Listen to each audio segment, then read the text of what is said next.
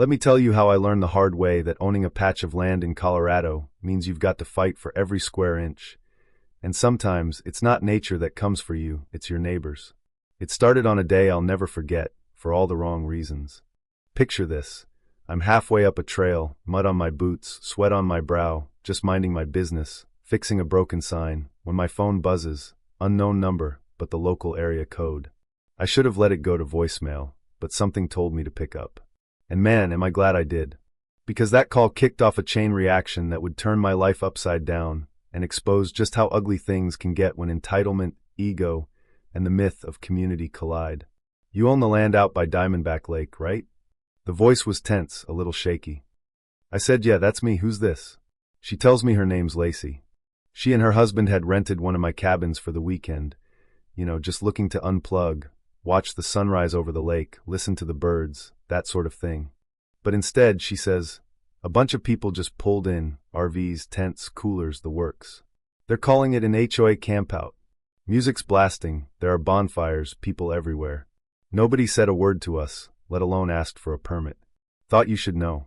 Now, I've seen some things in my time, but a rogue HOA invasion was new. Before Lacey could even finish, I was already halfway to my truck, boots slamming the gravel. Took me 12 minutes to get to the lake, though my F-150 shocks still haven't forgiven me for it. Even before I hit the ridge, I could hear the music, a thumping, bass-heavy mess that rattled my teeth, not the gentle acoustic stuff you'd play while roasting marshmallows with your kid. I crested the rise, slammed the brakes, and there it was, my land, my lake, crawling with people. Tents everywhere like a bad case of chickenpox, kids screaming, dogs running wild, someone lighting sparklers under an ancient spruce.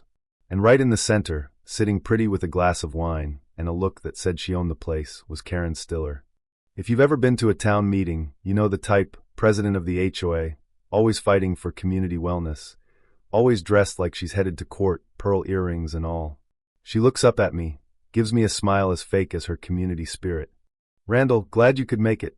Lovely spot you've got here. Don't worry, we'll clean up.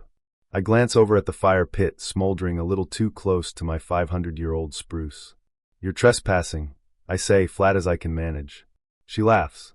Oh, please. This is communal under the Colorado Public Access Framework. We have every right. I tell her she's wrong, and that my granddad dug this lake in '31.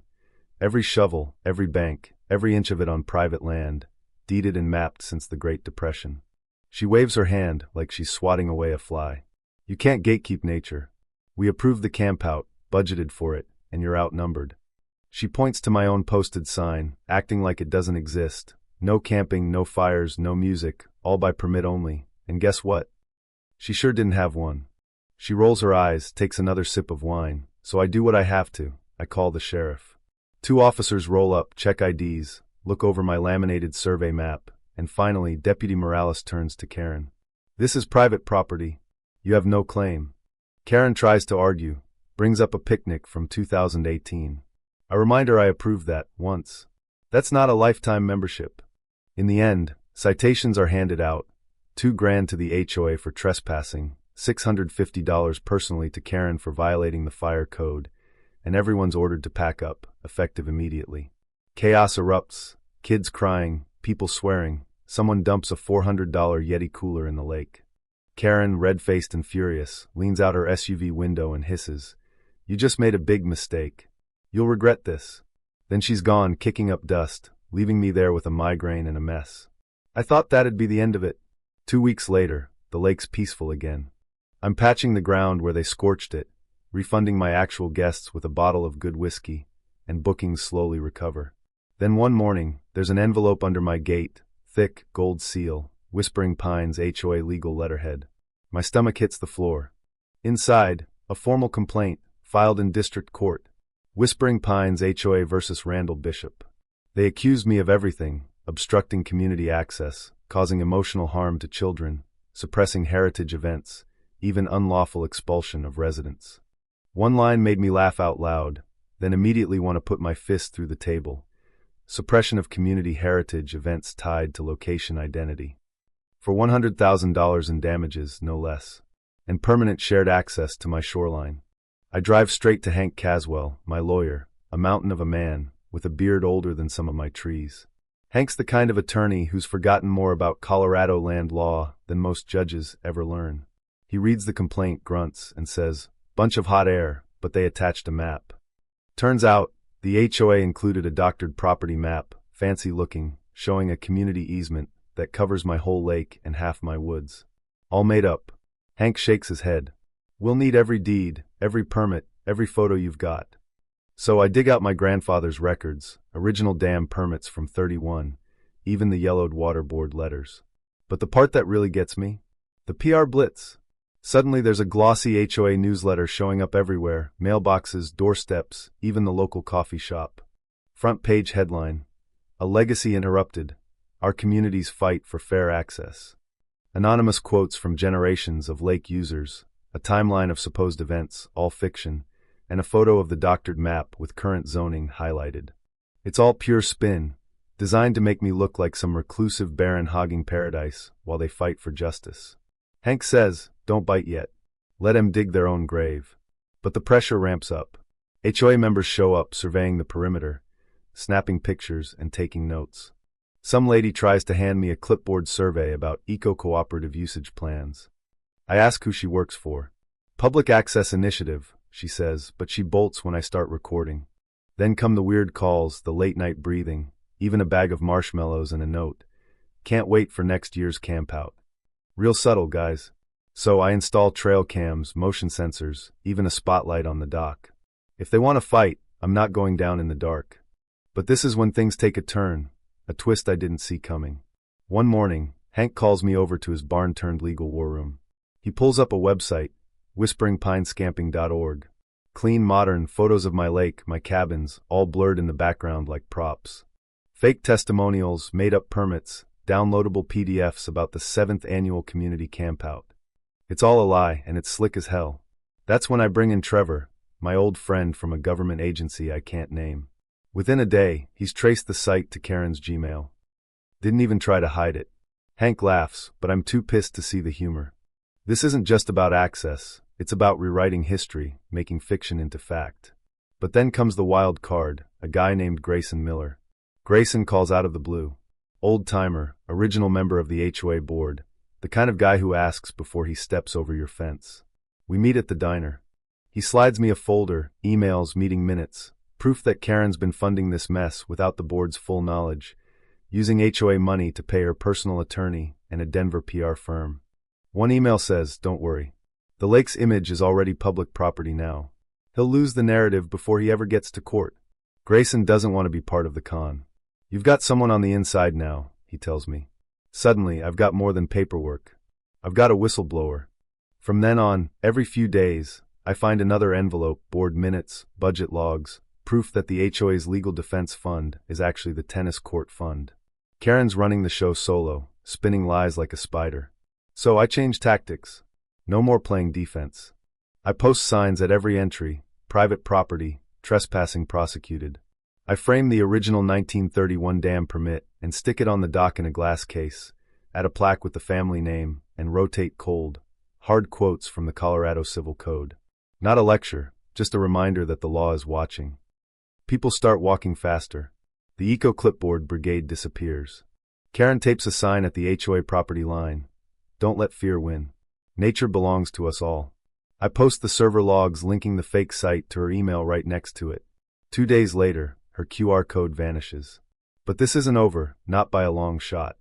One night, trail cam footage catches Karen herself, alone, pacing near the display case, staring at that old permit.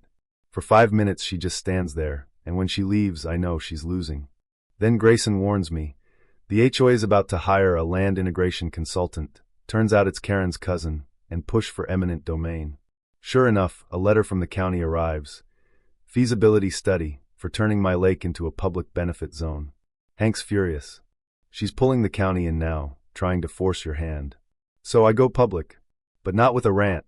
No, I go to Phil Huxley, retired journalist, bulldog with a blog.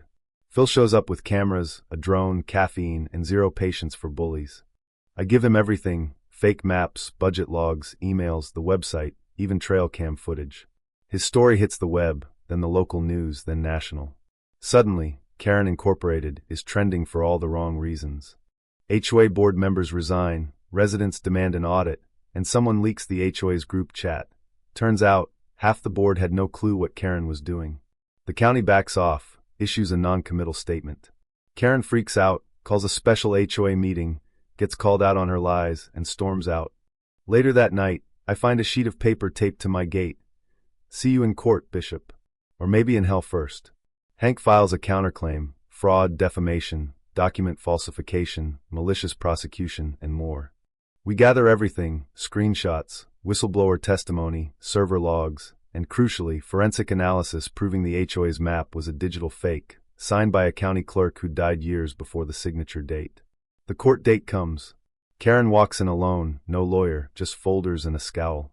Hank tears their case to shreds, proves the lake's always been private, shows the doctored maps, the fake website, the misused HOA funds, going straight to her cousin's firm. When the judge hears the evidence, he doesn't waste time, dismisses their claims, upholds ours. Orders Karen to pay $85,000 in damages, all my legal fees, and bans her and the HOA from the lake forever. Refers Karen for criminal investigation on top of it. Walking out of that courtroom, I didn't feel like celebrating. Grayson gives me a plaque for the lake. Bishop family land, since 1931, still standing. It's the quiet that feels like victory. When I get home, I hang the court ruling on the dock, next to my granddad's dam permit.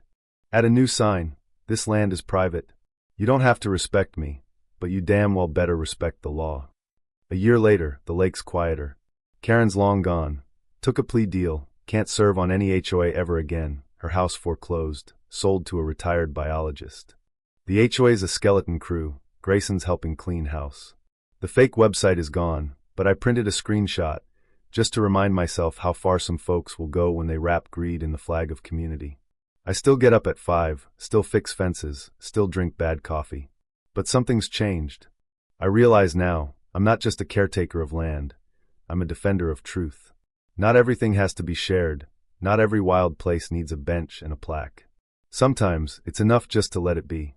Last week, I had friends out, Hank, Grayson, Lacey and her husband, even Phil. We sat under the cedars, drank whiskey, swapped stories.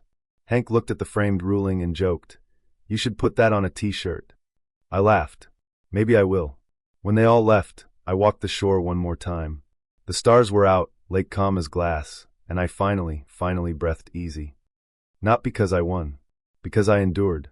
But let me ask you, where's the line between community and theft? Between public good and personal legacy? Is justice always what the law says, or is it something you feel in your gut? Tell me your take. Share your own battle stories, your wins and losses, the times you fought for what was right, or maybe just what was yours. Let's hear it.